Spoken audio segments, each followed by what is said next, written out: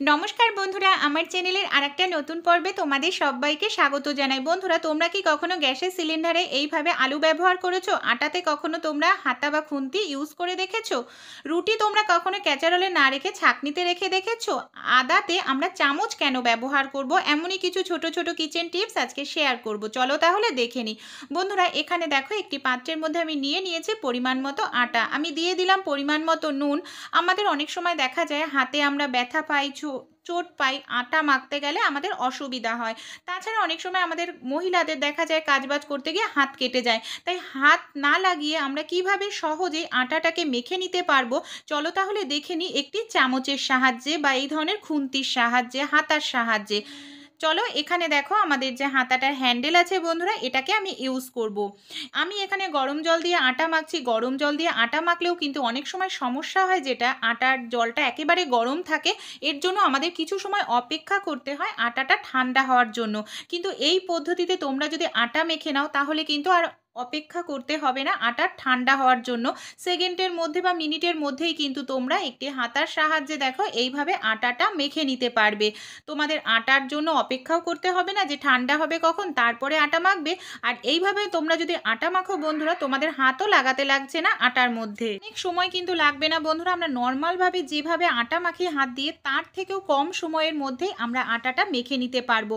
দেখো এইভাবেই কিন্তু আটাটার আমি মেখে নিচ্ছি। আমরা যে হাতাটা নিয়েছি এইভাবে গোল গোল ঘোরাতে ঘোরাতেই দেখো আটাটা আমার কতটা সুন্দরভাবে মাখা হয়ে যাচ্ছে বন্ধুরা। আর কোনো রকম হাত দিয়ে আমাদের ডলাডলি করতেই লাগবে না। আমি তোমাদের বন্ধুরা রুটির লেচি তৈরি করেও দেখাবো। দেখো আটাটা কত সুন্দর নরম এবং সফট আমাদের মাখা হয়ে গেল।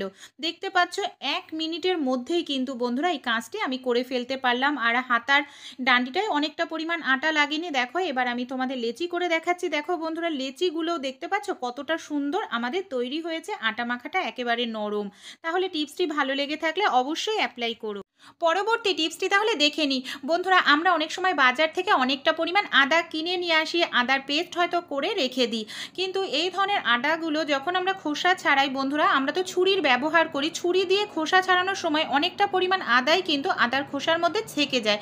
এর ফলে আদাটা কিন্তু নষ্ট হয়। তাই ছুরি ছাড়া আমরা কিভাবে আদার খোসা ছাড়িয়ে নিতে পারবো অল্প সময়ের মধ্যে, আর একটু আমাদের আদা নষ্ট হবে না। চলো তাহলে বন্ধুরা দেখে নিই। এখানে কিন্তু আমি কোনো ছুরির ব্যবহারই করব না। এখানে নিয়ে নিচ্ছি একটি চামচ। চামচের যে হ্যান্ডেলের অংশটা রয়েছে এই অংশ দিয়ে হালকা যদি একটু ডলতে থাকি, দেখো বন্ধুরা কত সহজেই আদার যে খোসাটা রয়েছে উঠে যাচ্ছে খোসাটা। আর খোসার সঙ্গে কিন্তু একটু আদা আমাদের নষ্ট হচ্ছে না। এই ছোট ছোট কাজগুলোই কিন্তু বন্ধুরা আমরা আমাদের সংসারে যদি অ্যাপ্লাই করি, তাহলে যেরকম সংসারের খরচাটা বাঁচিয়ে ফেলতে পারি বন্ধুরা, সেই সঙ্গে কিন্তু আমাদের কাজগুলোকে আমরা অনেক সহজ করে দিতে পারি। আদার যে দেখো কত সহজভাবে আমি খোসাটাকে ছাড়িয়ে নিলাম বন্ধুরা। আদার যে খোসাটা রয়েছে এটাকেও কিন্তু ফেলবো না। আদার খোসাটা কি কাজে লাগাবো, চলো তাহলে বন্ধুরা আমরা দেখে নিই। দেখো আদাটা তো আমার ছাড়ানো হয়ে গেল, কিন্তু আদার খোসার মধ্যেও কিন্তু বন্ধুরা আদার যে গন্ধটা থাকে সেটা কিন্তু থেকে যায়। তাই এটাকেও আমরা ফেলে না দিয়ে ব্যবহার করতে পারি। সেরকমই একটি আদার খোসার ইউজফুল টিপস আজকে আমি তোমাদের সঙ্গে শেয়ার করব। বন্ধুরা, তোমরা যখনই আদা ছাড়বে ছুরি ব্যবহার না করে এই ধরনের চামচ ইউজ করো। আশা করছি কাজটি একেবারে সহজ হয়ে যাবে। এই যে আদার খোসাটা আমি খুব ভালো করে ধুয়ে রোদ্রে শুকিয়ে নিয়েছি। দেখো একেবারে শুকনো হয়ে গেছে আদার খোসাটা। অবশ্যই কিন্তু খুব ভালো করে ধুয়ে নিতে হবে। এটাকে আমরা কি কাজে লাগাবো চলো তাহলে দেখে নিই। বন্ধুরা, আমরা প্রত্যেকেই তো চা খাই, দুবেলা হয়তো চা খাই, আমরা আদা চা খাই। কিন্তু অনেক সময় দেখা যায় আমাদের ঘরে আদা থাকে না। তাই আমরা চা পাতার মধ্যে যদি আদার খোসাটা এইভাবে খুব ভালো করে পরিষ্কার করে ধুয়ে শুকনো করে নিয়ে মিশিয়ে রেখে দিই, তাহলেও কিন্তু চায়ের মধ্যে আদার ফ্লেভারটা চলে আসে। এটাই কিন্তু আমাদের যখন আদা থাকবে না তখন কিন্তু আমাদের আদা ছাড়া আর চা খেতে হবে না। টিপসটি ভালো লেগে থাকলে অ্যাপ্লাই করো। পরবর্তী টিপসটি তাহলে দেখে নিই। বন্ধুরা, আমাদের বাড়িতে যে চায়ের পাত্রগুলো হয় দেখো, এগুলোতে রেগুলার চা করা হয়। এর ফলে কিন্তু দেখা যায় পাত্রটা একেবারে লালচে হয়ে যায়। আর যতই মাজা ঘষা করি না কেন বন্ধুরা, এটা কিন্তু সহজে পরিষ্কার হতে চায় না। আজকে আমি তোমাদের দেখাবো মিনিটের মধ্যেই কিন্তু আমরা একেবারে পরিষ্কার করে নিতে পারবো, আর লালচে দাগটাও উঠে যাবে। এর জন্য বন্ধুরা আমি এখানে নিয়ে নিচ্ছি সামান্য পরিমাণ টুথপেস্ট। যে কোনো টুথপেস্ট ইউজ করতে পারো। আর আমাদের বাড়িতে যে এই ধরনের খালি ওষুধের খাপ বা প্যাকেট থাকে না, এটাকে আমি নিয়ে নিচ্ছি। এবার এই টুথপেস্টটার সাহায্যে খালি ওষুধের খাপ দিয়ে এইভাবে দেখো ডলতে থাকবো, বেশি নয় ১ মিনিট তোমরা ডলে নিও। তাহলেই কিন্তু দেখতে পারবে তোমাদের যে চায়ের পাত্রটা একেবারে লাল বা হলুদ হয়ে গেছে, সহজে পরিষ্কার হচ্ছে না, খুব সহজেই তোমাদের কিন্তু পরিষ্কার হয়ে যাবে। বন্ধুরা এটাকে আমি ১ মিনিট এইভাবে ডলে নিলাম। তারপর আমি তোমাদের জল দিয়ে খুব ভালো করে ধুয়ে দেখাচ্ছি যে দেখো যে পাত্রটা আমার একেবারে লালচে হয়ে গেছিল সেই পাত্রটা কতটা সুন্দর পরিষ্কার হলো। জল দিয়ে ধোয়ার পর দেখতে পাচ্ছ বন্ধুরা কতটা সুন্দর পরিষ্কার হয়ে গেছে, সব লালচে দাগ ছোপ কিন্তু উঠে গেছে। টিপসটি ভালো লেগে থাকলে অ্যাপ্লাই করো। পরবর্তী টিপসটি তাহলে দেখে নিই বন্ধুরা, আমরা রুটি যখন সেঁকে নিই, রুটি সেঁকার পর আমাদের ক্যাসারোলে রুটি না রেখে এইভাবে চালনির ওপর যদি রুটি রাখি তাহলে কিন্তু আমাদের রুটিটা অনেকটা বেশি ভালো থাকে। কারণ গরম রুটি যদি আমরা করার পরেই সঙ্গে সঙ্গে ক্যাসারোলের মধ্যে রাখি বন্ধুরা, তাহলে যেটা সমস্যা হয় নিচের রুটিটা কিন্তু গরম ভাপের কারণে একেবারে ঘেমে যায় আর খেতেও ভালো লাগে না, নরম ক্যাতকেতে হয়ে যায়। তাই এই ধরনের ছিদ্রযুক্ত কোনো চালনি বা ইউজ করি যদি, তাহলে গরম ভাপটা বের হয়ে যাবে। তারপর রুটিগুলো হয়ে গেলে আমরা যদি ভাঁজ করে দেখো, আমি কিন্তু এখানে একটি বাটি ব্যবহার করছি, বাটির ওপরে রুটিগুলোকে ভাঁজ করে আমি এইভাবে রেখে দিচ্ছি। এতে কিন্তু আমার রুটিগুলো গরম নরম থাকবে আর একটি রুটি আমাদের ঘেমে নষ্ট হবে না। স্টিল যদি বন্ধুরা তোমাদের একটু ভালো লেগে থাকে অবশ্যই একটি লাইক করো। পরবর্তী টিপসটি তাহলে দেখে নিই বন্ধুরা। শীতকালে তো নানা রকমের শাক সবজি পাওয়া যায়, বিশেষ করে দেখো আমার শাশুড়ি মায়ের ভীষণ একটি পছন্দের শাক হলো খেসারি শাক। এই খেসারি শাক আমরা অনেকেই কিন্তু ঠিকমতো বাছতে পারি না, কারণ এটার নিচের দিকটা শক্ত থাকলে কিন্তু আমরা যদি রান্না করি খেতে ভালো লাগে না। তাই কিভাবে আমরা এই শাকটা বেছে নেব যে নরম অংশটাই আমাদের কিন্তু নিতে হবে, এটার একটি সহজ পদ্ধতি বলে দেব। আর খুব সহজেই তোমরা এই শাকটি বেছেও নিতে পারবে। আমাদের বাড়িতে যে চিরুনি থাকে বন্ধুরা, এখানে দেখো একটি পরিষ্কার চিরুনি আমি নিয়ে নিয়েছি। যে শাকটা রয়েছে চিরুনির মধ্যে এইভাবে ঢুকিয়ে নিয়ে যদি টেনে নিই তাহলে যে শক্ত অংশটা সেটা কিন্তু বাইরে ছিঁড়ে যাবে আর নরম অংশটাই কিন্তু ওপরে থেকে যাবে। এই পদ্ধতিতে শাক বাছলেও বন্ধুরা খুব সহজেই আমরা শাকটাও কিন্তু বেছে নিতে পারবো অল্প সময়ের মধ্যে। তাছাড়াও বন্ধুরা আমি তোমাদের সঙ্গে আরও একটি টিপস শেয়ার করব এই শাক বাছার। দেখো একসঙ্গে তোমরা চাইলে অনেকটা শাকও নিয়ে কিন্তু এইভাবে আলাদা আলাদা করে বেছে নিতে পারো। দেখো চিরুনির পরিবর্তে কিন্তু আমরা আরও একটি পদ্ধতি ব্যবহার করতে পারি, কিন্তু সেটা ব্যবহার করলে যেটা হবে একটু সময়টা বেশি লাগবে।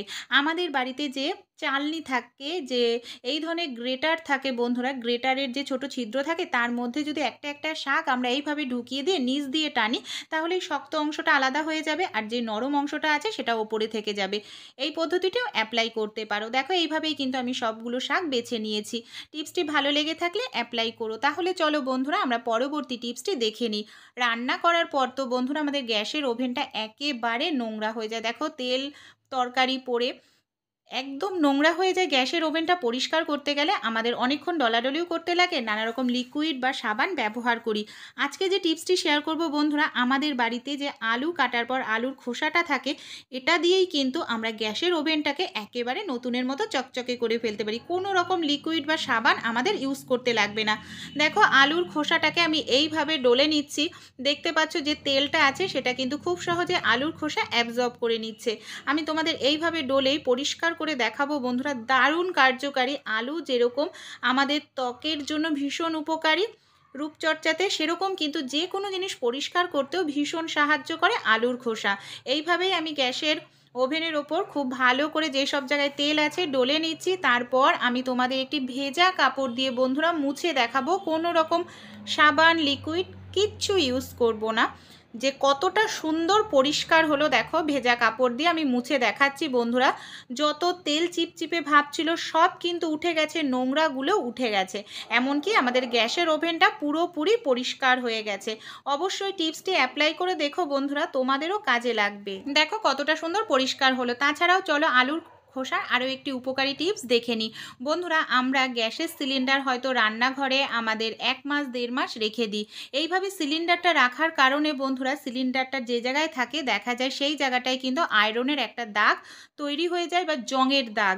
আর এই জংয়ের দাগটা কিন্তু সহজে বন্ধুরা উঠতে চায় না, আমাদের অনেকটা ঘষাঘষি করতে লাগে। এর ফলে অনেক সময় মেজোতে আমাদের দাগও সৃষ্টি হয়ে যায়, ক্র্যাক পড়ে যায়। তাই বন্ধুরা আলুর খোসা দিয়েও কিন্তু আমরা এই জংয়ের দাগ খুব সহজেই তুলে ফেলতে পারি।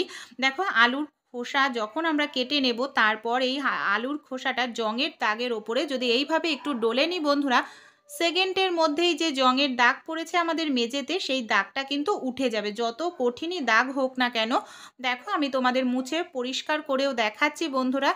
দারুণ কার্যকারী, তোমরা এই টিপসগুলি অ্যাপ্লাই করো, তারপরে আমাকে কমেন্ট করে জানিও যে তোমরা কিরকম রেজাল্ট পেলে। দেখো এইভাবে আলুর খোসা দিয়ে আমি সবটা জংয়ের দাগ তুলে নিলাম। এবার আমি বন্ধুরা তোমাদের কাপড় দিয়ে মুছেও দেখাবো যে আমার মেঝেটা কতটা সুন্দর পরিষ্কার হলো। টিপসগুলি যদি ভালো লেগে থাকে অবশ্যই অ্যাপ্লাই করো, তোমাদের বন্ধু বান্ধবদের সঙ্গে শেয়ার করো।